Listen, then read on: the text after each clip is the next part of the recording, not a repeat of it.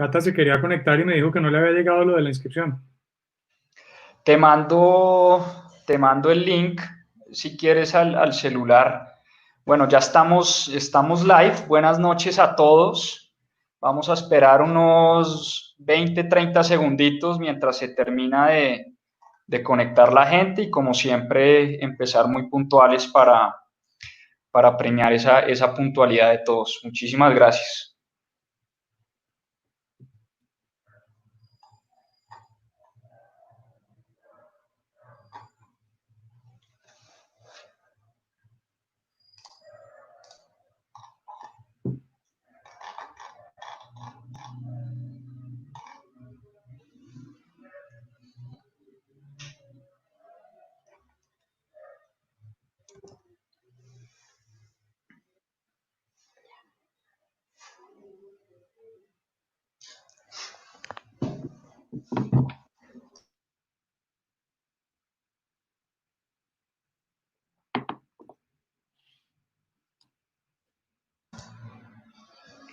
Bueno, muy buenas noches a todos. Muchísimas gracias por conectarse. Esta noche regresamos con los webinars a mis propias finanzas.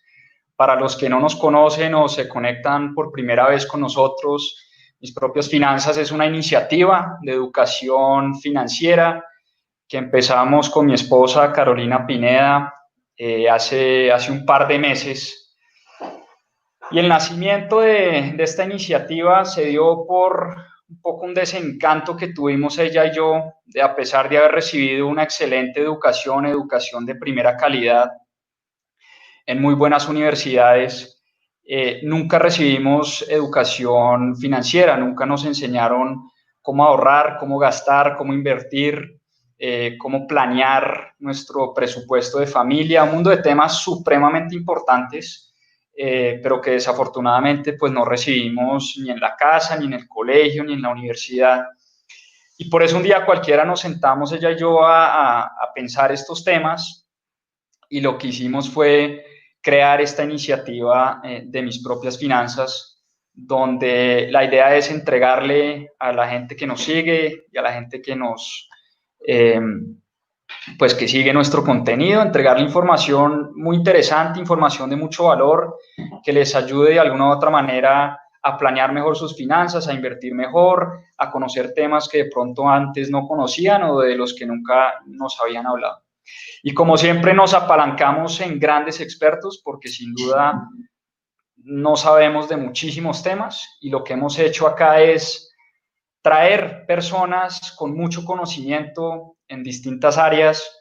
Hemos traído expertos en criptomonedas, en finca raíz, en bolsa, en economía y hoy tenemos el gran placer de estar conversando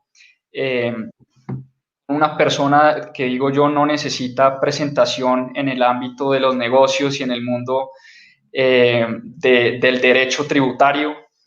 Juan Pablo dice, el doctor Godoy dice que es el mejor abogado tributarista que tiene Colombia. Él dice que eso es una cortesía desproporcionada de mi parte, pero bueno, las cosas no hay que decirlas, sino los hechos hablan por sí solos. El doctor Godoy es abogado javeriano, con estudios en administración política tributaria de la mejor universidad del mundo, de Harvard Kennedy School.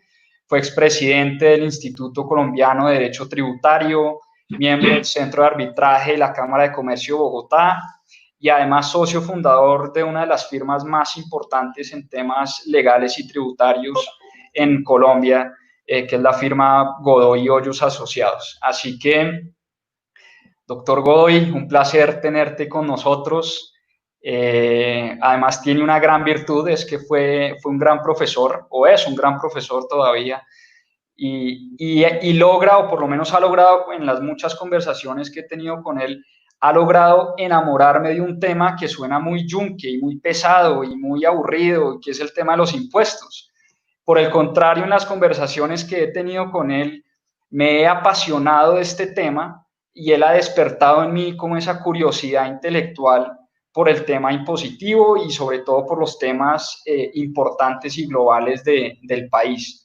Entonces, para mí es un placer, doctor Godoy, tenerte hoy con nosotros. Muchísimas gracias y muy generoso por tu tiempo. No, Juan Pablo, muchas gracias a ti y a Carolina.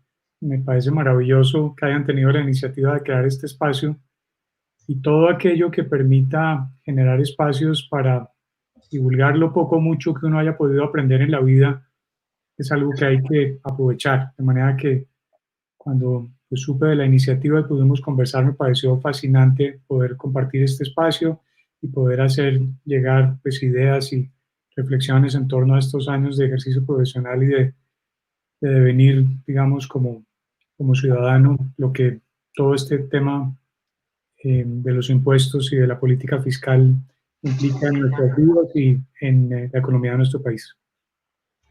Sin duda, de nuevo, muchas gracias por estar con nosotros. Yo creo que entremos en materia porque el tiempo es corto y quiero tratar de sacar lo máximo de esta charla.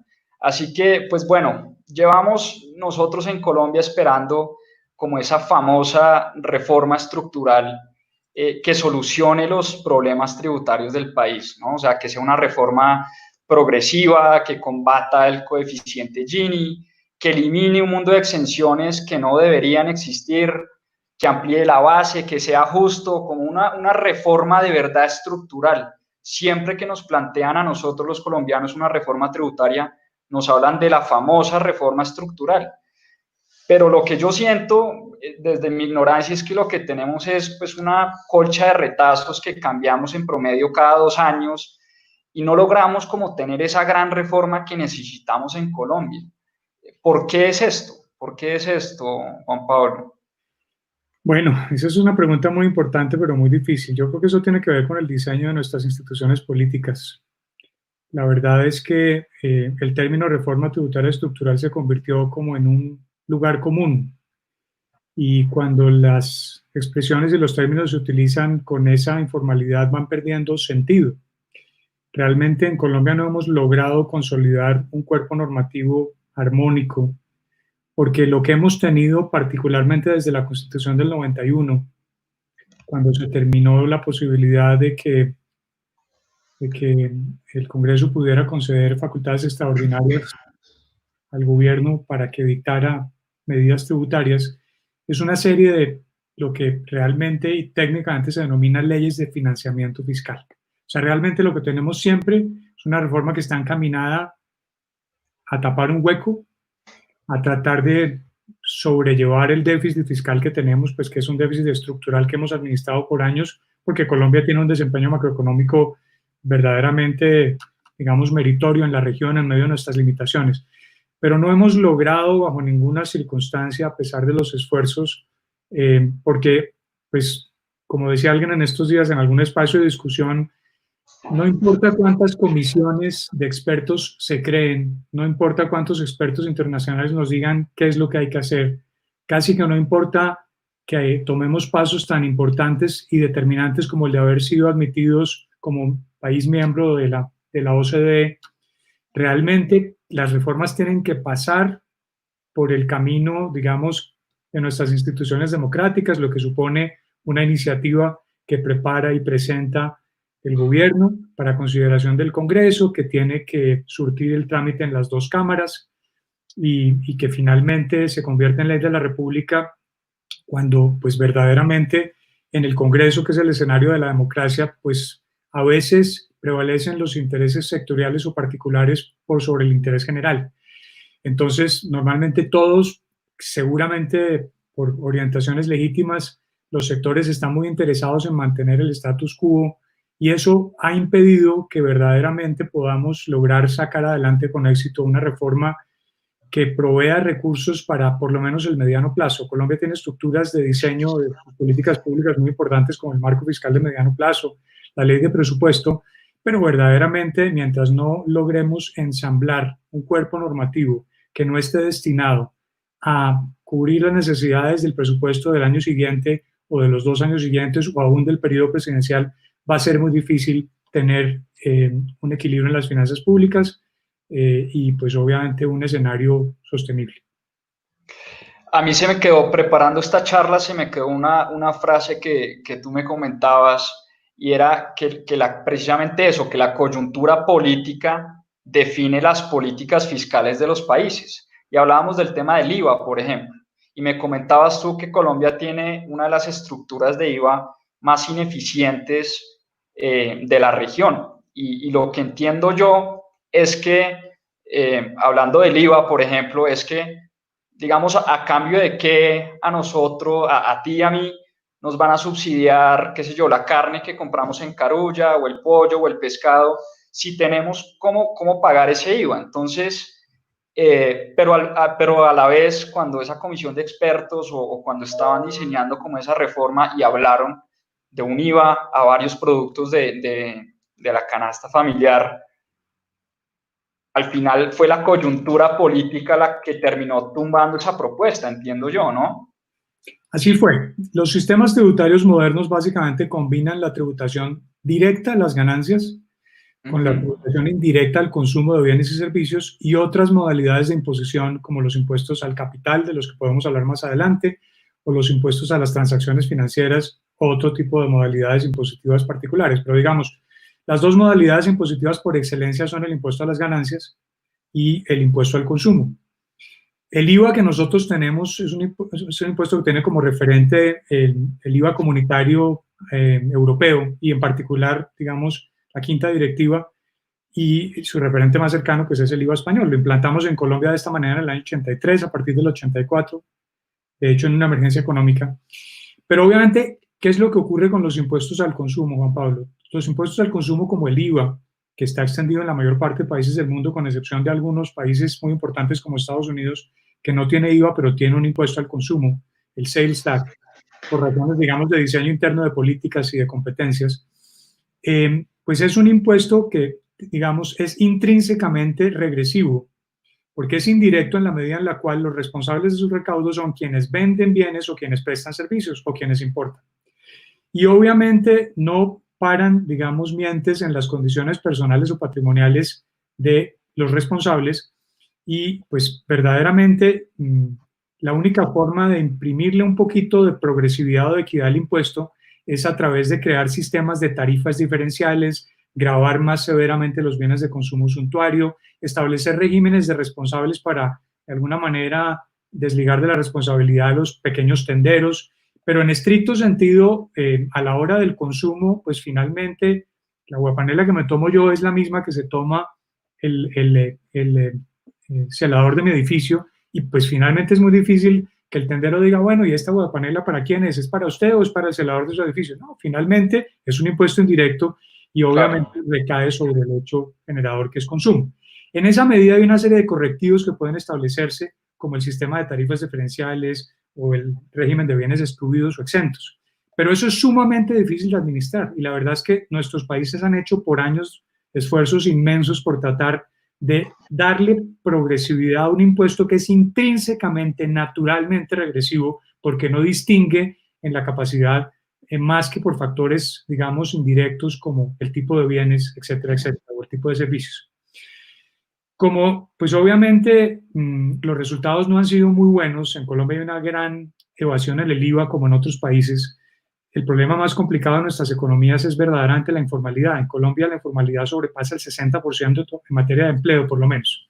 Y obviamente ni hablar en el IVA. En el IVA, pues en las distintas cadenas productivas hay una evasión altísima. Entonces, el punto va a que, pues, si para exonerar el consumo de los bienes de la canasta familiar tenemos que exonerar el consumo de todos aquellos que los compren, pues finalmente nuestro país está pagando por la vía del régimen de exenciones del IVA, pues por supuesto también el IVA de nuestro almuerzo, del mismo modo que está pagando el IVA del almuerzo de las personas de menores ingresos, porque no hay manera de establecer una distinción. Entonces, después de descesarse por años, los expertos de este tema del Banco Interamericano de Desarrollo, del Banco Mundial, han llegado a la conclusión de que no tiene mucho sentido establecer toda esa cantidad de perforaciones en el impuesto, que lo único que generan es una altísima ineficiencia, y la tendencia hoy en día recomendada es la de un gravamen universal al impuesto, con unas excepciones limitadísimas, y corregir la regresividad del impuesto por la vía del gasto, que es un poco lo que está haciendo el gobierno con el tema de la compensación del IVA a las clases menos favorecidas. Pero eso es lo que verdaderamente permite corregir la regresividad del impuesto y además, de alguna manera, proveer una mayor eficiencia en el recaudo del impuesto, porque de lo contrario todas las perforaciones del sistema generan una gran propensión a la evasión y, pues, digamos, una gran distorsión en la economía. Eso fue lo que en su momento, digamos, la comisión preparatoria del proyecto de reforma 2018 presentó, no porque hubiera sido yo formé parte de esa comisión con un grupo de personas expertas, y pues verdaderamente cotejamos y validamos algunas de esas propuestas con estudiosos internacionales, y la propuesta tenía muchísimo sentido. Pero cuando te referías hace un momento a que la política es el arte de lo posible, pues ciertamente esa propuesta, que técnicamente tenía todo el sentido, tenía que pasar por el sedazo de la política. Y estábamos en la antesala, por supuesto, de las elecciones regionales, y aparentemente eso pues no iba a producir un efecto muy positivo en los resultados electorales, y se hizo un cálculo en virtud del cual, como en tantas otras ocasiones, se consideró que no era el momento. Y no era el momento, es que no ha sido el momento y no sabemos cuándo será el momento. Ahora vienen otros inventos y otras posibilidades de las que podemos hablar más adelante, como los días sin IVA, como etcétera, etcétera. Pero finalmente esa propuesta era técnicamente incontrovertible.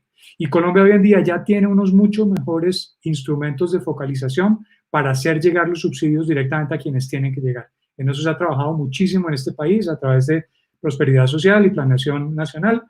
Y hoy en día hay herramientas y programas muy interesantes como Familias en Acción, como Jóvenes en Acción, como Adulto Mayor, y pues mejoras de las distintas versiones del SISBEN, de manera que un sistema tributario puede tener, digamos, rasgos de regresividad, pero esa regresividad debe corregirse con otros mecanismos, como por ejemplo con el gasto y la inversión. Cuando, para entender bien, cuando dices corregir la regresividad del impuesto es dos cosas, o devolviendo, digamos, el IVA con esos programas de focalización, que entiendo yo, a través del uso de tecnología ya es posible llegarle a las personas que realmente necesitan ese IVA, ¿sí? Devolviendo, o cuando dices a través del gasto es, qué sé yo, haciendo mejores inversiones en ese tipo de poblaciones que necesitan más inversión del Estado. ¿Es estas dos cosas? Correcto, gasto social. Y pues obviamente también todo lo que de alguna manera contribuya a generar crecimiento de la economía, como todos los temas de infraestructura, salud, educación, pues lo que la población necesita fundamentalmente. Claro. De esa manera se corrige. Porque ahora, digamos, en resumen, si se quiere, era una muy buena propuesta, técnicamente muy viable, tecnológicamente la devolución se podía hacer, pero no daba votos, es lo que estoy entendiendo. Y políticamente ahí entramos como en ese choque entre las cosas que deberíamos hacer y lo que se puede hacer en política, y ahí es donde hemos tambaleado por muchos años. Es como lo que estoy entendiendo. Sin duda, yo recuerdo haber participado en algunos debates sobre ese tema, y la verdad es que lo que la gente decía es: no tiene sentido que para que los de las clases con mayor capacidad económica paguen el IVA, todos lo tengan que pagar. Y lo que la propuesta decía es que lo paguen todos, que se lo devolvemos o se lo compensamos a las clases menos favorecidas. Porque es que la gente habla del costo altísimo de los beneficios tributarios en Colombia, y resulta que el beneficio tributario que más le cuesta a este país en términos de gasto social, porque los beneficios tributarios son gasto fiscal, es el IVA. Es el IVA. Las cifras del IVA, pues obviamente yo he visto, participé y revisé una memoria técnica del Ministerio de Hacienda hace un par de años, pero hablaban de algo como del orden de 50 billones de pesos, y eso es más o menos 5% del PIB. O sea, estamos hablando básicamente de 4 o 5 reformas tributarias. Sí, claro. De manera que soluciones había, pero obviamente eso pasa por la necesidad de poder hacer llegar el mensaje muy claro. Y lo que la gente decía es que pues, si la DIAN no puede hacer una devolución de un impuesto a la renta sobrante, ¿cómo va a poder compensar o devolver el IVA? Pues es que llevaba muchos años prosperidad social y planeación trabajando en el tema. Entonces, pues había que darle un voto de fe al tema. Y finalmente lo que ocurrió en la pandemia es que el gobierno decidió acelerar la entrada en vigencia del sistema de compensación del IVA. Eso ya está funcionando bien. Se devuelven más o menos como 2 VTs bimestrales, que son como 70.000 pesos cada bimestre, y pues eso yo creo que ha traído alivios importantes. Pero pues obviamente, digamos, congregar todas las distintas opiniones o los sectores de opinión, pues resulta muy difícil. Y evidentemente el IVA rige en todo el mundo. Entonces, pues no puede ser un impuesto tan malo, tiene que haber alguna forma de que funcione. Y obviamente la dinámica de un sistema tributario, para terminar esta parte, Juan Pablo, es un conflicto permanente entre la equidad de una parte y la eficiencia del sistema.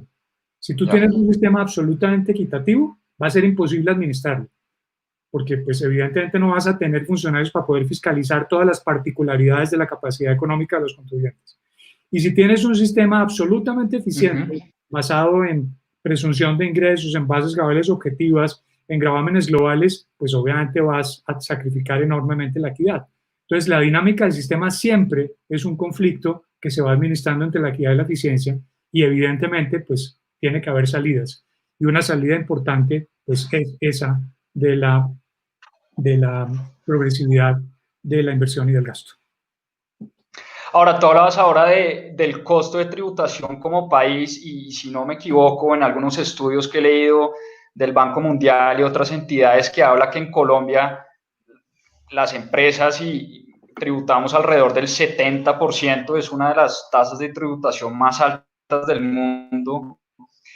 ¿Cómo hacemos para competir como país bajo ese escenario? Es decir, al final los capitales compiten por rentabilidades. Esto tú y yo lo hablamos preparando esta charla.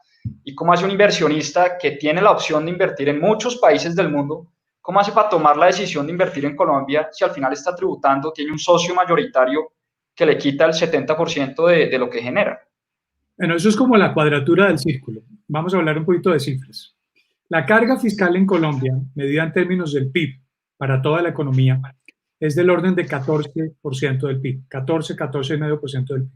Eso es bajísimo si se compara con otros países que compiten con Colombia como receptores de inversión. En la región nomás tenemos países que tienen por encima del 20%, como Brasil, por ejemplo. Chile está un poco más arriba de nosotros. Entonces uno dice, oiga, pero ustedes cómo así que tienen una carga fiscal, un tax burden del 14%, eso es bajísimo. El problema es de base tributaria, porque en Colombia ese 14 o 14,5% está distribuido en un número muy limitado de contribuyentes. Y obviamente eso hace que haya sectores en los que se concentra la carga fiscal de manera muy alta. Y por supuesto, pues eso tiene que ver con la estructura de determinación del impuesto sobre la renta, con cierto tipo de tratamientos que existen para ciertos sectores. Pero sí es cierto, cuando tú hablas de una carga fiscal del 70%, depende del sector. Hay sectores donde la carga fiscal, ni siquiera la carga fiscal, sino lo que técnicamente se llama el government take, que supone no solamente impuestos, sino en el caso de la industria extractiva, por ejemplo, regalías o participaciones o compensaciones de ese tipo. Entonces, la verdad es que la carga se mide por sector de la economía. Hay algunos sectores donde puede ser muy alta. En Colombia hay cosas tan absurdas como el impuesto de industria y comercio, que es un impuesto del orden territorial que grava ingresos brutos. Los ingresos brutos no miden la rentabilidad. Ese es un impuesto que se creó en Colombia en el año 83 y que no se ha podido reformar. Este país tiene una deuda inmensa y el Congreso de la República una deuda inmensa asociada a la necesidad de revisar la estructura de los impuestos del orden subnacional, porque aquí hemos hablado hasta ahora solamente de los impuestos del orden nacional, del impuesto a la renta, del IVA, del impuesto al patrimonio, pero hay otra serie de impuestos también muy gravosos, como es el caso del ICA, como puede ser el caso del impuesto predial en algunos sectores. Entonces, obviamente, si tú tienes una empresa que tiene unos ingresos altísimos y tributa sobre ingresos brutos, pues vas a terminar teniendo una carga efectiva altísima. Entonces, por eso es que las mediciones de competitividad hay que hacerlas no en términos de tax burden, porque eso es una cosa de la economía, y con la economía y la estadística pasa el famoso cuento de que le dicen a uno que no hay problema porque en el país la gente come 2 veces al día en promedio. Claro, es que hay gente que come 4 veces y gente que no come. Eso es lo que pasa con los per cápita. De manera que, pues, por supuesto, no tiene mucho sentido medir de esa manera general y sí hay que entrar al análisis de competitividad. Un grupo de ciudadanos recientemente demandó la integridad del estatuto tributario por considerar que es un sistema regresivo que viola los principios de la Constitución, entre ellos el de equidad, progresividad y eficiencia. Pero pues obviamente lo que yo me preguntaba en estos días es, bueno, ¿y dónde queda la competitividad también? Porque es que este es un problema de tamaño de la torta. ¿Qué hacemos nosotros con un sistema perfectamente equitativo, pero nadie invierte en el país? Claro. Entonces, pues una maravilla, como decía algún profesor mío en la universidad, Gabriel Rosas, que en paz descanse, santo varón, decía, pues es que el 30% de 100 es mucho más que el 80% de 10. Entonces, finalmente aquí lo que necesitamos es generar condiciones de inversión que pasan no solamente por la equidad del sistema, sino también por su competitividad y poder mirar la actividad financiera del Estado en su conjunto. porque lo que necesitamos es generar condiciones para hacer propicia la inversión, especialmente mucho más en esta coyuntura de la pandemia, donde todo el esquema de la globalización de la economía está ante la juicio. Ahora, uno de los eternos debates en economía y en economía política es este famoso conflicto que hay entre más impuestos y crecimiento económico, ¿sí? La pregunta, porque tú hablabas ahora de competitividad y tamaño de la torta, la pregunta que además he leído a muchos economistas que dicen lo contrario es, usted no puede bajar impuestos y recaudar más, ¿sí?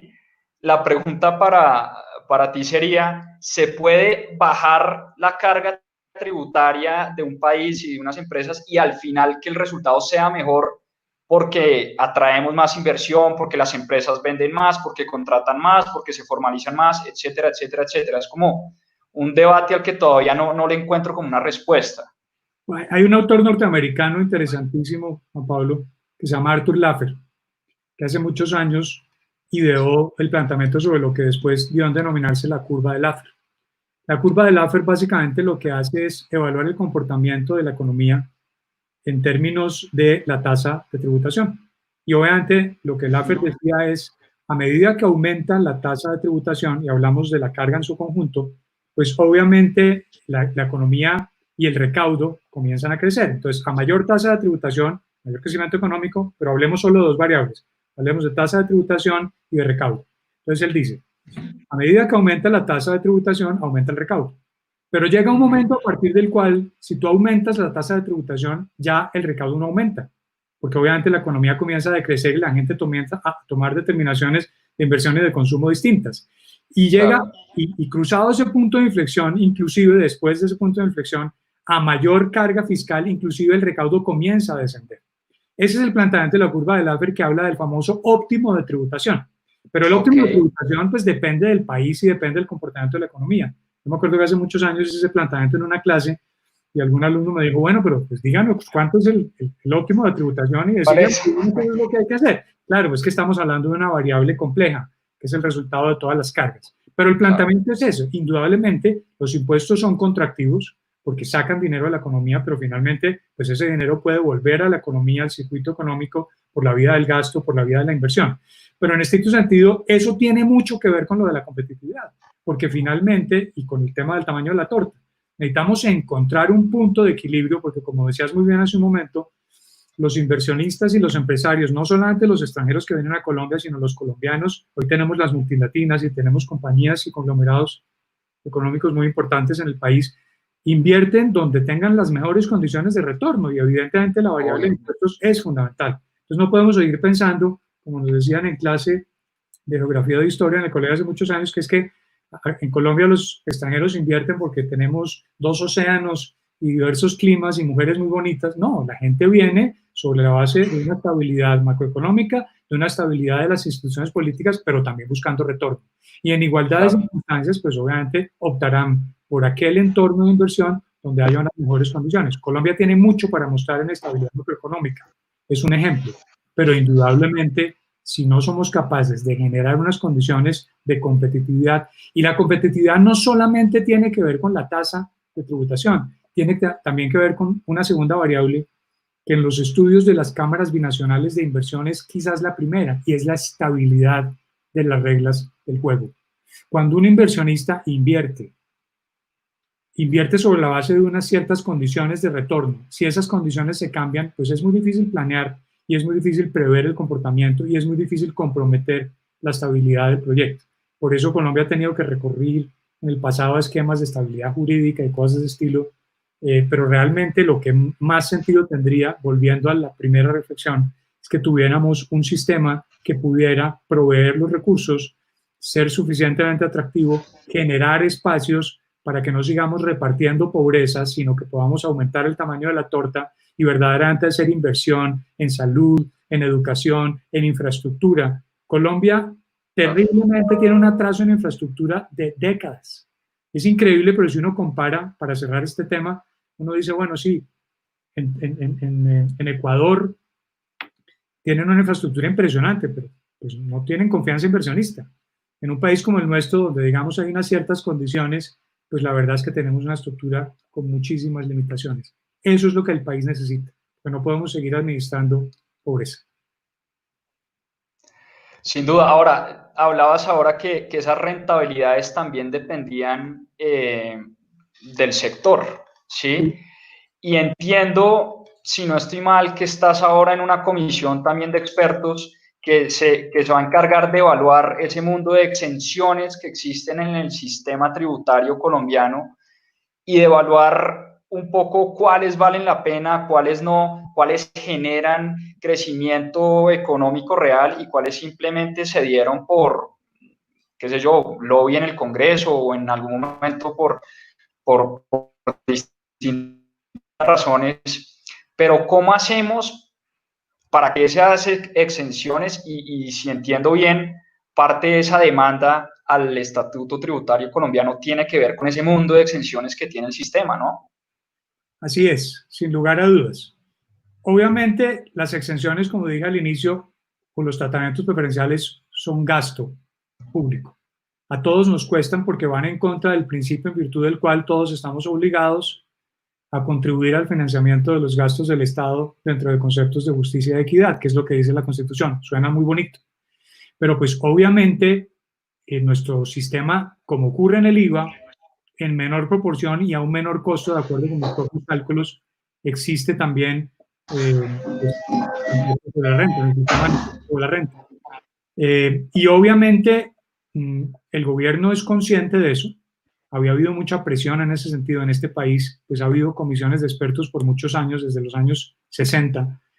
Y obviamente yo creo que esa fue una buena respuesta del gobierno y del Congreso, porque en la reforma tributaria del año pasado, que es la ley de crecimiento económico, se aprobó la creación de una comisión que va a estudiar los beneficios tributarios que existen en todo el ordenamiento jurídico tributario, para, digamos, cotejarlos de cara, por supuesto, al costo que representan y al beneficio que traen. Es que un beneficio solo se justifica en la medida en la cual propicia comportamientos deseables en sociedad. Tú le puedes dar, por ejemplo, un beneficio tributario a alguien que invierta en una zona que ha sido objeto de una catástrofe natural. Y evidentemente entonces le dices, si yo quiero que alguien invierta en esta zona, pues le voy a decir, venga, invierta en esta zona y por un tiempo no pague impuestos sobre la renta. Pero obviamente eso está apuntando a un beneficio o a un objetivo extra fiscal que no tiene que ver con el recaudo, y es obviamente provocar la inversión en esa localización geográfica del país. Entonces, obviamente, lo que debería ocurrir es que los beneficios tributarios pues deberían concederse solamente sobre la base de una constatación previa del objetivo extrafiscal al que apuntan y deberían evaluarse periódicamente desde la perspectiva de la eficiencia, porque lo que no tiene sentido es que todos pongamos, volviendo a las palabras de Mockus, pero que finalmente nada de eso retorne a la economía o a las finanzas públicas. El beneficio tiene el único objetivo de propiciar un comportamiento o una decisión de inversión en un sector o una decisión de tener una industria con una menor potencialidad contaminante o provocar cierto tipo de determinaciones como el ahorro, cosas de ese estilo. Y obviamente en esa medida se justifican porque ya hace muchos años los teóricos de la hacienda pública entendieron que el objetivo fundamental del sistema tributario, claro que es proveer recursos para la atención de las necesidades públicas, pero a través del diseño de políticas públicas también se pueden propiciar otro tipo de comportamientos deseables en sociedad que no necesariamente están asociados al recaudo, sino todo lo contrario. Pero como tienen un costo para todos, obviamente deben medirse y deben evaluarse periódicamente porque solamente se justifican en la medida en la cual retornen. Son como inversiones, si se quiere. Y seguramente en el sistema tributario colombiano, por más que en las últimas reformas siempre se anuncia que se eliminan todos los beneficios, salvo los que vienen a continuación y viene un listado larguísimo, pues finalmente vamos cambiando de un esquema al otro, pero realmente seguimos teniendo muchas perforaciones. Y por eso yo creo, esa comisión de expertos a la que te refieres está integrada por 5 expertos internacionales de primer nivel, gente de Canadá, de Reino Unido, de Estados Unidos, y son 5 expertos que básicamente se dividieron las temáticas en 5 grupos para analizar uno a uno los beneficios y presentar propuestas. y hay unos consultores nacionales que acompañan ese proceso, uno de los cuales tendré la responsabilidad de ser yo. Una vez más, pues simple y llanamente lo que se presentan son unas recomendaciones, pero lo verdaderamente importante es que esas recomendaciones puedan encontrar el camino seguro para, a través de nuestras instituciones políticas y de nuestro sistema democrático, convertirse en leyes.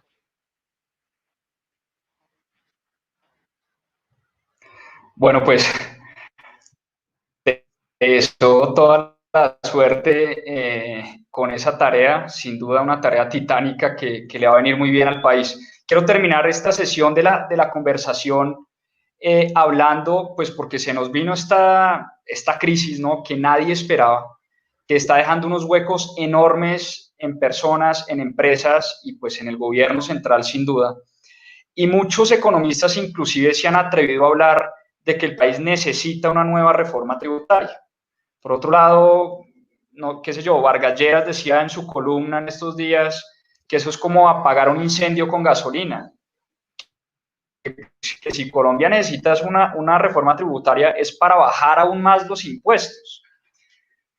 ¿Tú qué opinas en ese sentido? O sea, viendo lo que se nos está viniendo y lo que se nos puede llegar a venir en los próximos meses o años, ¿necesitamos en Colombia una nueva reforma tributaria que suba impuestos, que baje impuestos o no nos deberíamos meter en ese debate en este momento de reformas tributarias?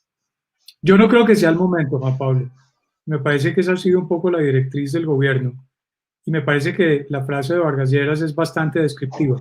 En este momento, todos los países están apenas comenzando a descubrir la dimensión de sus heridas, es decir, comenzando a dimensionar la pérdida de valor. Aquí hay países que han perdido, Colombia tenía una expectativa de crecimiento de 3,5% del PIB, ya estamos pensando en un decrecimiento del orden de casi 7 puntos del PIB. O sea, estamos hablando de una pérdida del 10% de la economía. Y a Colombia no le va tan mal comparada con otros países. De manera que esto es una crisis de dimensiones globales. Entonces, por supuesto, antes de entender, lo primero que los países tendrían que hacer es entender la dimensión de sus heridas y nosotros todavía no tenemos una clara dimensión de lo que esto significa.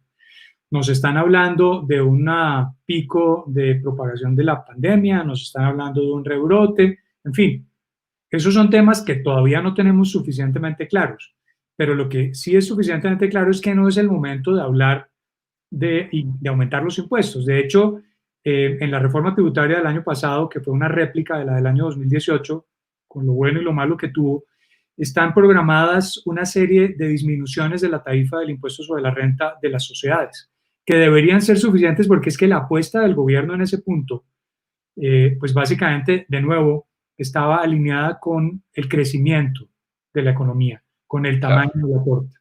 Y entonces obviamente habrá quien diga que el problema de nuestra economía es el capitalismo, y ahí sí me remito a las sabias reflexiones de Juan Carlos Echeverry en tu último conversatorio.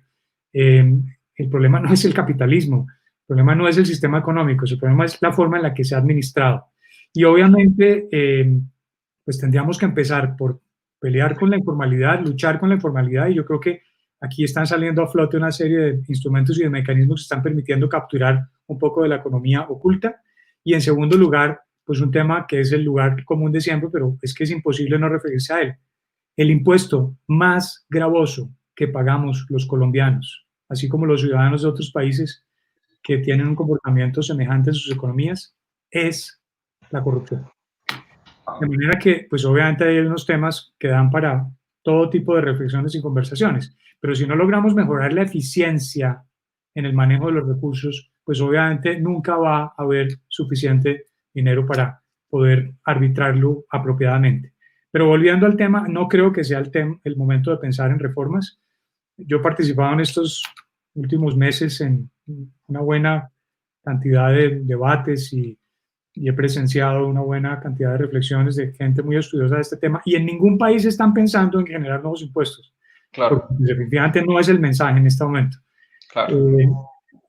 Excepcionalísimamente se ha hablado, y quizás es la única línea común para contestar a tu pregunta, de lo que se denomina en Estados Unidos los impuestos a los excesos de utilidades, que básicamente tienen un racional, y es que como en épocas de la posguerra, si hubo sectores de la economía que se van a beneficiar o se han venido beneficiando más que proporcionalmente por razón de la pandemia, ya ustedes imaginarán cuáles son, pues de alguna manera tendría mucho sentido que revirtieran en la forma de impuestos más que proporcionalmente frente a otros. Es lo único que pudiera tener algún sentido, pero de lo contrario, los países tendrán que dimensionar el tamaño de sus heridas, después viene el periodo de lamer sus heridas como los osos y obviamente emprender nuevamente el rebote de la economía, que es a lo que todos tenemos que apostar.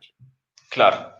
No, yo creo que esto nos da un panorama muy claro de lo que es el tema impositivo en Colombia y en los demás países.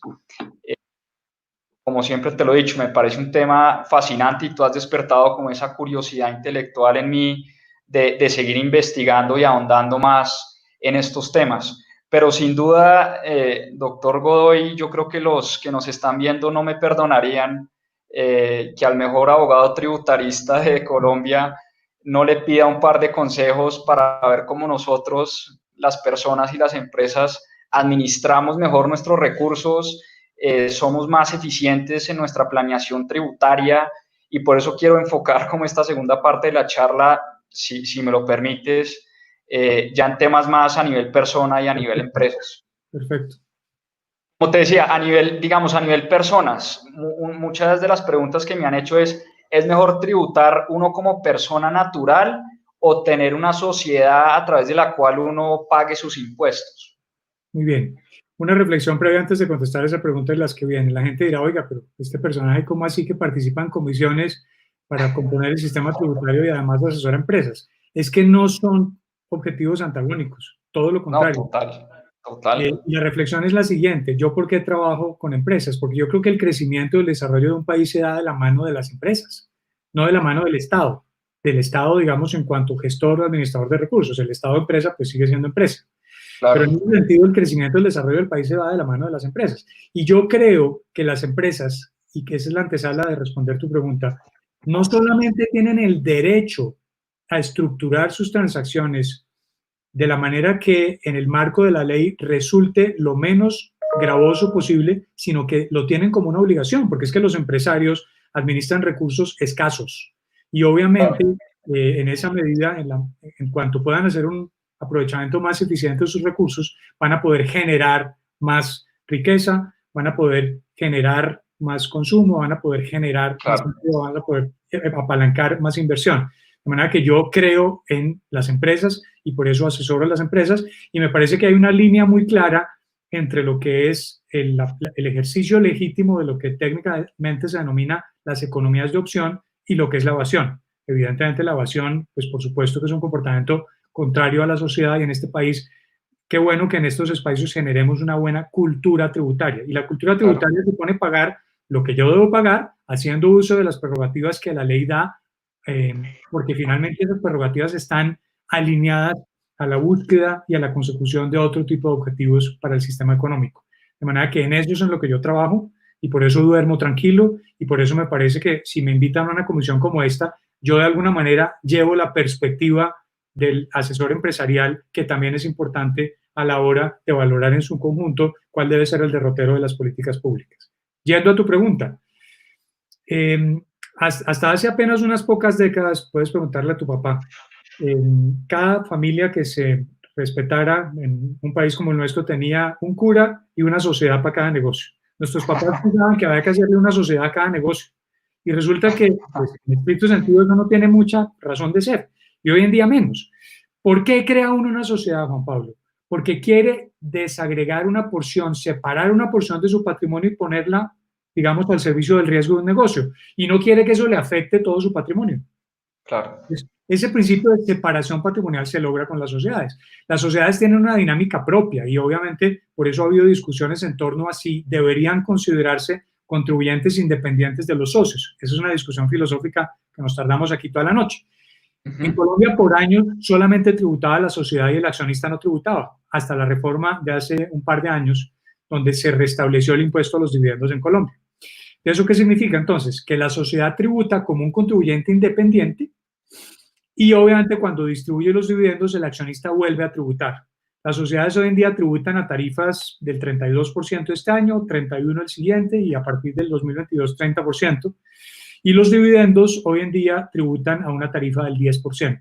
De manera que cuando uno decide pues, emprender un negocio a través de una sociedad, en condiciones normales, pues va a tener un costo incremental porque va a tributar la sociedad y va a tributar el accionista. Y pues obviamente haciendo cuentas de tendero, tributaría el 30 y tantos y sobre, digamos, el 70% restante al 10%, y evidentemente pues eso es una tributación agregada que puede resultar, digamos, gravosa. Por eso la recomendación a esta pregunta que nos hacen sería, para un emprendimiento uno no necesita hacer una sociedad. Entre otras cosas porque es mucho más fácil hacer una sociedad que liquidarla. Y obviamente pues eso genera unos costos transaccionales altísimos. Hay una cantidad de vehículos en el mercado jurídico que sirven al propósito de separación patrimonial. Te voy a dar dos ejemplos. Uno primero muy importante, la fiducia mercantil.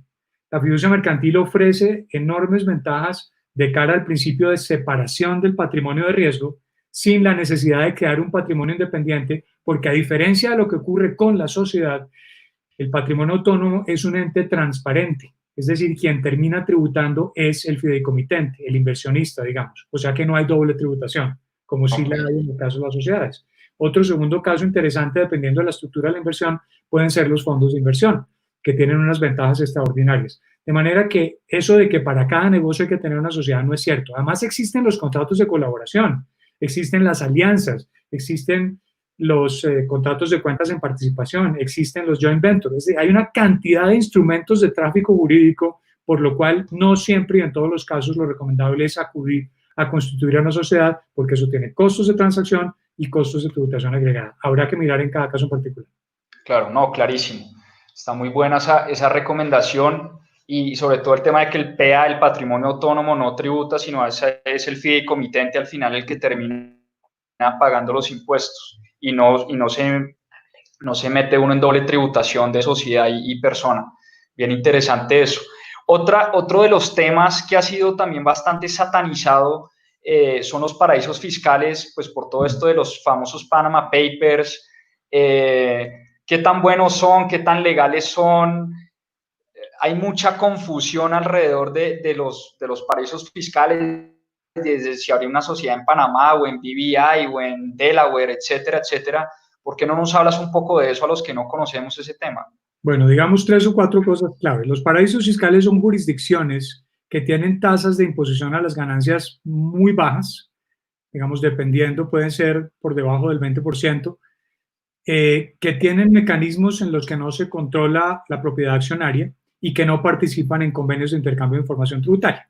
Obviamente, a medida que la comunidad de naciones ha ido resintiendo el impacto que producen los paraísos fiscales, pues obviamente ha creado una serie de medidas retaliatorias para evitar que la gente siga haciendo uso de los paraísos fiscales. Y en ese sentido, pues obviamente hay medidas de compensación, como cuando se traen utilidades o se hacen pagos a paraísos fiscales. Colombia tiene, por ejemplo, tarifas de retención muy altas, etcétera, etcétera. Pero la siguiente reflexión sería a propósito del escándalo de los papeles de Panamá.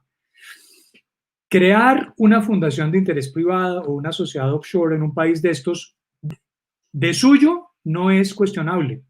Lo que es cuestionable es el objetivo que se persigue, digamos, creando ese tipo de instrumentos. Yo recuerdo que cuando se abrió el escándalo, en algún momento inclusive quisieron hasta salpicar a Ecopetrol, porque Ecopetrol tenía una estructura también de compañías holding en el exterior, por un sinnúmero de razones. Pero digamos, el problema no es tener la estructura en un país de estos, el problema es no declarar los activos. Entonces, claro, por eso se han creado instrumentos para permitir que la gente normalice sus patrimonios en el exterior, de lo que podemos hablar en un segundo. Pero en estricto sentido lo que quiero decir es, depende de lo que uno esté buscando, si uno cumple con sus obligaciones tributarias y sus obligaciones de reporte, es perfectamente legítimo que pueda utilizar ese tipo de instrumentos, siempre y cuando cumpla con las obligaciones que de ellos se derivan. ¿Cuál es el problema? Que también esas estructuras se utilizaron por años para digamos, tráfico, para mover dineros de tráfico de estupefacientes o para mover dineros asociados a campañas políticas o cosas de ese estilo, es decir, para ocultar. Y el mundo está asistiendo a una nueva etapa, Juan Pablo, y es desde la desaparición del secreto bancario, desde la reacción de la comunidad de naciones, cada vez es más difícil encontrar un escondrijo para los patrimonios. De manera que la recomendación en esta materia es, seguramente nuestros papás o nuestros parientes, por razones de diversa índole, en su momento tomaron determinaciones para crear estructuras de ese estilo, eso progresivamente hay que irlo revisando para saber qué sentido tiene y cuál es el propósito que cumple. Si es un tema de protocolo de familia, pues maravilloso, pero si verdaderamente se han utilizado para evadir o para ocultar patrimonios, hay que echar mano de alternativas como la que el Congreso ha propuesto de la normalización de activos en el exterior. De manera que, en resumen, de suyo no son malos, depende del uso que se les dé y obviamente no son recomendables cuando el objetivo es ocultar patrimonios o, digamos, eludir obligaciones tributarias. ¿Y cuál sería esa contraparte o lo que está ofreciendo el gobierno colombiano para que uno no tenga que hacer sociedades afuera, por dar el ejemplo de Panamá, sino que las haga acá y que igual como uno las tiene que declarar en Colombia, cuál es ese incentivo que le están dando a los inversionistas, a las personas, a las empresas, para que traigan esos capitales y se queden acá? Pues el primero y el más importante es dormir tranquilos, porque cada vez es más difícil esconder los patrimonios. Estas determinaciones que está tomando Colombia las están tomando todos los países. Y hay una serie de instrumentos en el interrelacionamiento de los países que hacen que cada vez el cerco se cierre más. Los países están constantemente intercambiando información, cada vez más. Hay instrumentos multilaterales de intercambio de información. El secreto bancario cayó en el mundo. Y obviamente eso lo que significa es que cada vez es más difícil encontrar un espacio al que no puedan llegar, digamos, las antenas de los fiscos de los distintos países. Entonces ahí la pregunta es, bueno, muy bien, yo he oído el caso de gente que en su momento salió corriendo de Colombia y le parece maravilloso pagar más impuestos en Estados Unidos. Entonces uno dice, bueno, pues si finalmente el futuro de uno está en su país, pues tiene mucho más sentido organizar sus patrimonios y sacarlos a flote acudiendo a medidas como la que ya vamos a comentar en un momento, porque la pregunta es que a la gente le parece chévere pagar impuestos en Estados Unidos, pero en Colombia no. Entonces la gente dice, ah, no, lo que pasa es que en Colombia se lo roban. Con esa, digamos, doble moral implícita en el planteamiento, pues no salimos nunca del problema. Si la gente dice es que yo no pago impuestos porque se los roban, pues verdaderamente nunca vamos a poder crear una cultura tributaria y una cultura de control de la corrupción y finalmente estamos llamados al fracaso. Obviamente tenemos enormes dificultades, pero en la medida en la cual se venga levantando una generación en la que la gente tome más y más interés en las cosas públicas, tampoco es un llamado para que todos nos vayamos al gobierno, pero yo sí creo que en algún momento de la vida los que tienen conocimiento, formación y capacidad deberían ver de qué manera le destinan algo de sus energías o de su conocimiento a nuestro país, porque si finalmente emplearse en el Estado en algún momento de la vida, al comienzo sobre todo, es la última opción de los que no tienen otra forma de ganarse la vida, que no tiene ningún sentido, pues la pregunta es a quién le estamos dejando el manejo de la cosa política. Entonces, en ese sentido, pues yo sí creo que como se va cerrando el cerco, el llamado para la gente es, oiga, haga uso de las herramientas. Si usted está pensando que su futuro está en Colombia, normalícese. ¿Qué es lo que dice la ley? La ley dice, si usted tiene patrimonios en el exterior que no ha declarado, pague el 15% y tráigalos. De hecho, si quiere monetizarlos y repatriarlos, solamente paga el 7.5%, siempre y cuando invierta los recursos con vocación de permanencia, que es por lo menos por 2 años. De manera que el que esté pensando que Colombia es su país, que aquí es donde quiere pasar sus años adultos, pues lo mejor que puede hacer es sanear, vivir tranquilo. Y hay una serie de instituciones que se han creado en Colombia que hacen que el aterrizaje no sea tan gravoso como esto, el saneamiento. Colombia, por ejemplo, tiene una norma que ojalá no se cambiara nunca y es el impuesto de ganancias ocasionales tiene una tarifa única del 10%.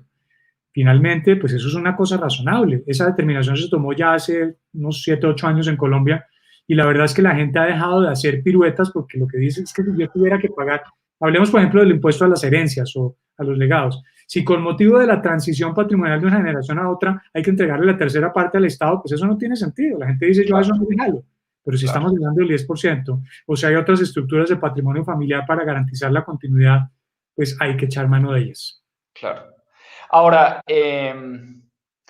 por ejemplo, te lo digo, en mi caso personal, yo sí veo mi futuro en Colombia, pero también veo posibilidades interesantísimas de inversión afuera, ¿sí? Entonces, no sé, a uno le dicen, inviertan acciones de la bolsa en la Bolsa de Valores de Colombia, que eso tiene incentivos tributarios. Pero pues son 20 acciones las que uno puede transar, qué sé yo, 30 lo sumo. Cuando yo me voy a la bolsa de Nueva York son 600.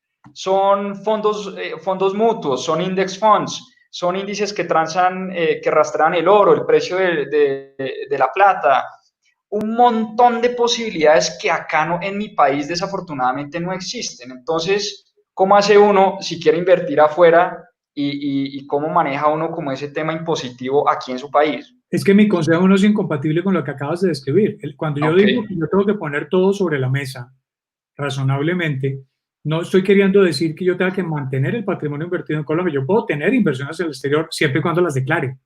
claro.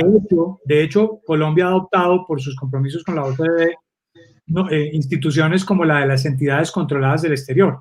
Si yo, colombiano residente en el país, controlo una sociedad en el exterior y esa sociedad genera rentas pasivas, yo, digamos, de más del 10%, yo controlo más del 10% o tengo más del 10% del capital y esa sociedad del exterior, esa estructura o ese trust o ese fideicomiso, yo tengo más del 10%, yo tengo que transparentar todas las rentas pasivas, como si las Claro, hubiera percibido en Colombia. Entonces, lo que yo estoy diciendo no es que el destino de la inversión tiene que ser Colombia. Muy bueno si es Colombia. Colombia te está claro, diciendo claro, que claro. cobro la mitad del impuesto.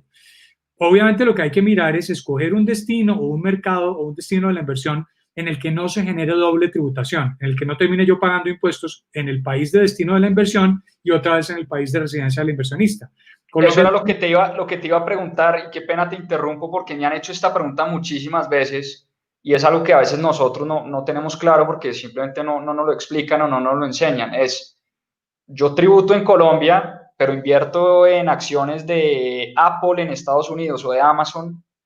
Yo no tengo que pagar impuestos en Estados Unidos para que tú me aclares y le aclares a muchas personas que me han hecho esa pregunta. O sí, sea, yo pago esos impuestos aquí en mi país de residencia. no, digamos que habría que pagar en la generalidad de los casos allá y acá. Hay, digamos, papeles o destinos de inversión que pueden tener algún tipo de régimen de favor para favorecer el mercado de capitales o fortalecerlo, o hay unos límites en el monto de la inversión.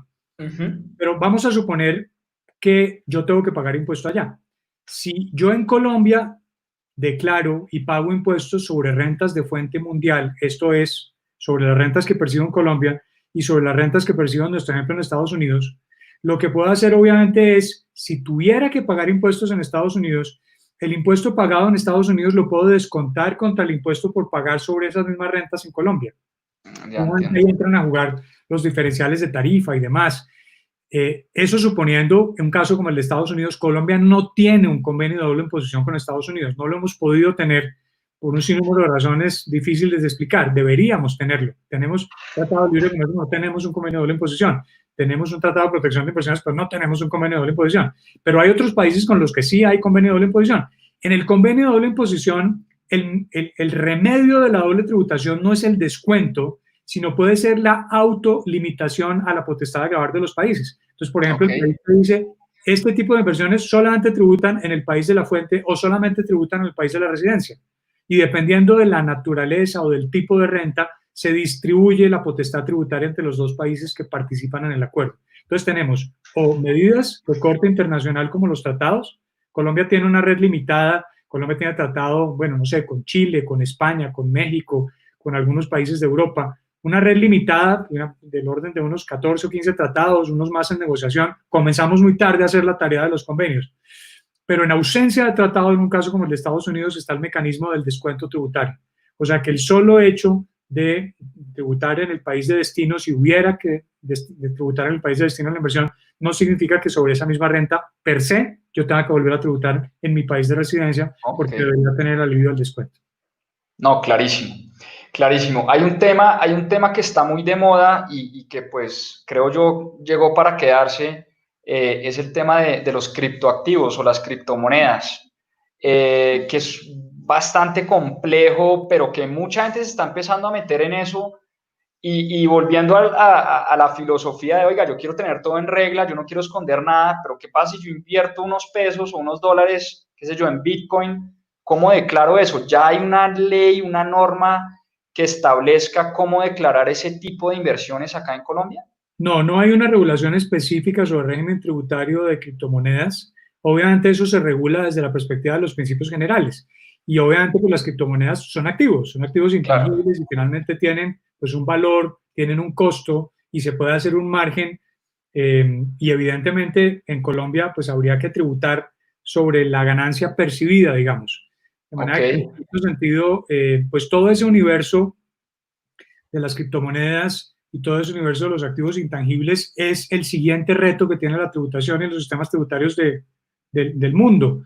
El tema de las gig economies, el tema de la necesidad de que las plataformas tributen.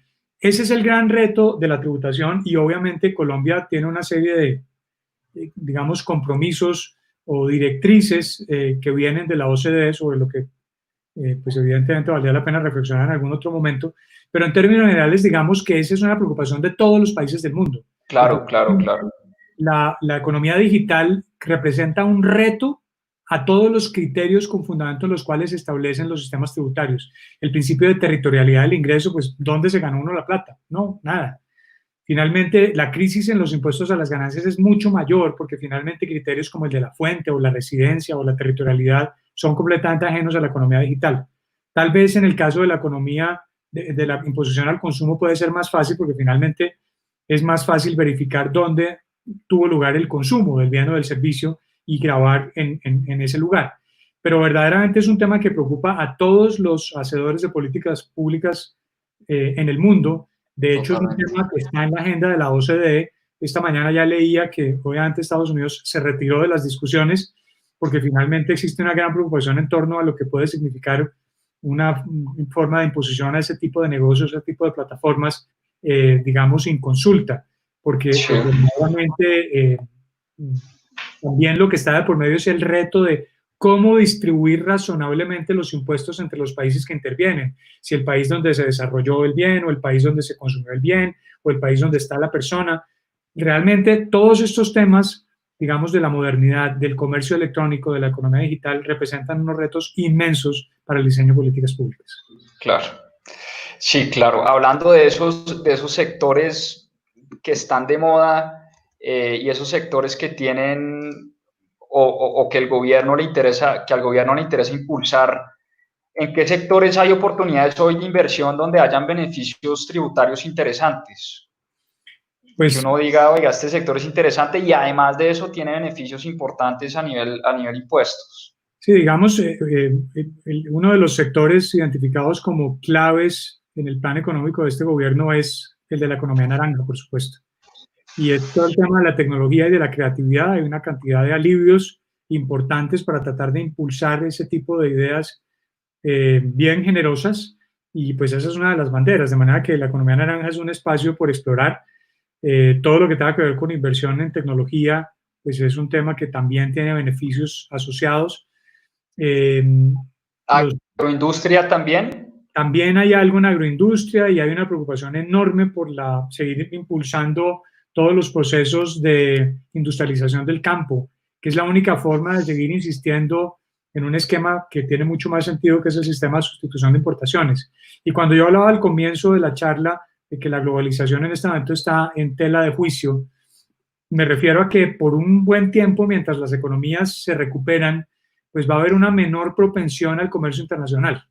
Las economías de alguna manera, bien por llamados al patriotismo, bien por limitaciones, de alguna manera se están refugiando en su propia capacidad para abastecer sus necesidades. Y eso va a hacer de alguna manera que haya una menor propensión al comercio y al intercambio de bienes. Y en esa medida, por supuesto, todo lo que pueda hacerse por, digamos, fortalecer las cadenas de valor, industrializar el campo, trabajarle al tema de los desarrollos tecnológicos. Colombia tiene unas potencialidades muy interesantes en temas también, siguiente sector, Juan Pablo, muy importante, las fuentes no convencionales de energía. Este es un tema en el que hay unos beneficios tributarios muy interesantes y los grandes generadores de energía del país le están trabajando al tema, energía eólica, energía solar. Ahí hay unos temas muy, muy interesantes en los que, pues obviamente, se pueden estructurar muy satisfactoriamente proyectos donde además, pues, la demanda está cautiva, porque finalmente nuestro país sigue dependiendo para los fines de sus procesos agroindustriales de la generación de energía de manera muy significativa, de energía eléctrica, de energía generada por otros medios alternativos como eólica o como energía,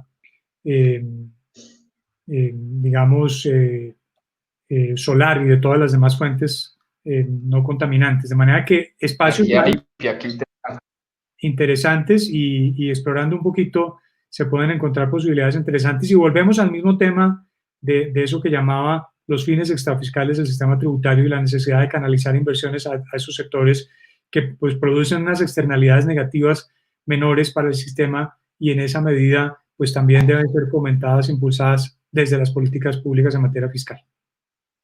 Qué interesante. Bueno, pues nos está acabando el tiempo, Juan Pablo, y no quiero abusar de tu generosidad, pero si me permite hacerte un par de preguntas finales de respuesta muy corta, de verdad que me da pena, pero pudiera seguir acá por horas y horas. La verdad, para mí es un tema bastante apasionante, y escuchar a una persona que sabe tanto del tema y que nos enseña tanto es muy gratificante. Pero si me permites un par de preguntas más, te prometo que respuesta muy corta. Bueno, ¿fondo privado o fondo público de pensiones? ¿Qué prefieres? Colpensiones. Colpensiones, ok. ¿Impuesto al patrimonio debería existir o no debería existir? No debería existir. Existir. No hablamos de Piketty, pero bueno, en algún otro momento. Pero no, definitivamente no. Piketty nos da para otra charla de 2 horas.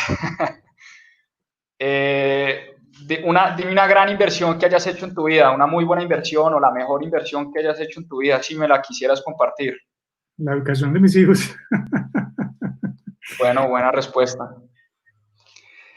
Sector, ya hablaste de esto, pero quiero escucharlo de boca propia. ¿Sector público, privado o la academia? Has estado un poco en los tres. ¿Cuál prefieres? ¿Por cuál te inclinas? Uy, lo que pasa es que quisiera no tener que escoger, pero pues obviamente el ranking sería sector privado, academia y sector público. Ok. Ahora, ojalá te tuviéramos más en el sector público, a ver si nos ayudas a destrabar este enredo en el que estamos. Si tuvieras que volver a escoger, ¿estudiarías lo mismo? ¿Estudiarías Derecho? ¿Te dedicarías a este tema de impuestos? ¿O te dedicarías a la música y a la guitarra? Pues otra vez, quisiera no tener que escoger. Me dedicaría a lo mismo, volvería a estudiar Derecho, me dedicaría de nuevo al tributario y al derecho empresarial para poder tener tiempo para la guitarra. Qué bueno, excelente. Un consejo para los jóvenes que nos están escuchando, y tú dijiste una frase muy chévere, es que la juventud es una actitud mental, así que cualquier persona puede ser joven. Un consejo para ellos que nos están escuchando. Yo creo que el mejor consejo que podría dar es: hay que pensar desde fuera de la caja. Hay que tratar de evitar caer en lugares comunes. Hay que cuestionarlo todo, pero sobre todo hay que soñar. Hay que soñar, qué bonito.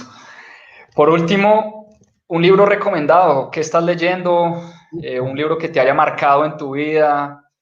Un libro para que nos pongas a leer y nos pongas tarea. Pues a ver, no, yo normalmente leo varios libros al tiempo porque tomo un poquito. Un autor que recomendaría mucho en materia de divulgación científica es Eduardo Punset. Eduardo Punset tenía un programa en la televisión española que se llamaba Redes. Curiosamente es abogado y economista también, murió el año pasado, pero es un hombre que se ha preocupado extraordinariamente, o se preocupó extraordinariamente por hacer divulgación científica desde lo sencillo. Tiene una serie de libros muy importantes sobre el manejo de las emociones, sobre la felicidad, sobre el comportamiento del cerebro. Yo hace unos años tuve que vivir unos episodios de los que aprendí muchísimo de ansiedad y de pánico, y fue el comienzo de una nueva vida. Cada dificultad es la oportunidad de aprender algo nuevo. Y uno de mis grandes descubrimientos en ese momento fue Eduardo Punset. Qué chévere. Muy, muy interesante. El segundo autor que tal vez ha marcado de manera importante en mi vida en los últimos años puede ser Augusto Cury. Augusto Cury es un psiquiatra brasilero muy preocupado por todos los temas de la educación y muy preocupado por todos los temas de la inteligencia emocional y de lo que él llama la inteligencia multifocal.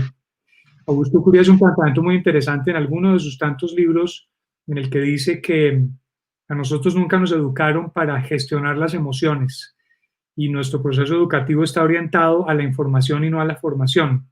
Yo creo, muy en línea con lo que decías al inicio, en torno a que hay cierto tipo de cosas que quisiéramos saber y que no nos enseñan, que mucho más que un proceso de vaciamiento de información, la formación debería ser un proceso de constatación de los principios, de manejo de las emociones, y pues obviamente eso nos va a preparar y disponer mucho mejor para hacerle frente al mundo. Pues tendré que ir a comprar en estos días un par de libros de esos dos autores. Muchas gracias, doctor Juan Pablo, por tu tiempo. Espectacular. Creo que has puesto la vara demasiado alta en mis propias finanzas. Difícil encontrar una persona de semejante experiencia, de semejante calidad. Aprendí muchísimo en esta hora, muchísimo, muchísimo, y en todas las conversaciones que he tenido contigo siempre aprendo. Y como te decía, siempre me despiertas como esa curiosidad intelectual de leer algo nuevo, de investigar algo nuevo, de profundizar en algún tema que de pronto no entiendo. Y creo que de esto se tratan estas conversaciones. Obviamente en 1 hora y 10 minutos no le podemos resolver la vida tributaria a todos los que nos están escuchando, pero sin duda si despertamos algo de curiosidad en el tema, creo que hemos cumplido con la misión que tenemos en mis propias finanzas. Así que a todos los que nos escucharon esta noche, muchísimas gracias. El video va a quedar público en el canal de YouTube de Mis Propias Finanzas para los que se lo perdieron o para los que quieran repetir la charla. Y ojalá podamos tener un segundo round porque es bastante interesante todo lo que tienes para enseñarnos, doctor Godoy. Así que muchísimas gracias nuevamente por tu tiempo y tu generosidad. Bueno, Juan Pablo, Carolina, muchas gracias a ustedes por esta iniciativa. De verdad que disfruté muchísimo la posibilidad de estar en contacto con gente joven, con gente que Aquí la tienes para que la saludes. Claro. Gracias a los dos por este espacio. Mi despedida sería lo que he aprendido en esta pandemia. 2 cosas importantes. La primera, no necesitamos tanto para ser felices. La vida está en las cosas sencillas. La vida y la felicidad están al alcance de la mano. Y la segunda, ojalá cuando logremos pasar la pandemia, verdaderamente el mundo pueda aproximarse de una manera distinta a la forma de vivir, a la forma de hacer empresa y a la forma de hacer, digamos, espacios de crecimiento más sostenibles para los que vienen detrás de nosotros. Ojalá que podamos aprender mucho de la privación de la libertad, porque realmente la privación de la libertad solamente está en la mente. Hay un universo de posibilidades y espacios como el que tú y Caro han creado generan canales para poder soñar y para poder llegarle a la gente con ideas, porque el compromiso es justamente ese, contagiar a la gente de las ganas de aprender, de las ganas de vivir y de las ganas de encontrar un mejor espacio para nuestros hijos. Qué bonito mensaje, y no puedo estar más de acuerdo con lo que acabas de decir. Así que de nuevo, muchísimas gracias, y de verdad te lo pido que ojalá tengamos un round 2 en una próxima ocasión. Así que una feliz noche y nuevamente muchas gracias. Un abrazo para los 4. Muchas gracias, ya casi. Muy bien. Saludos, un abrazo grande, que estés bien, chao.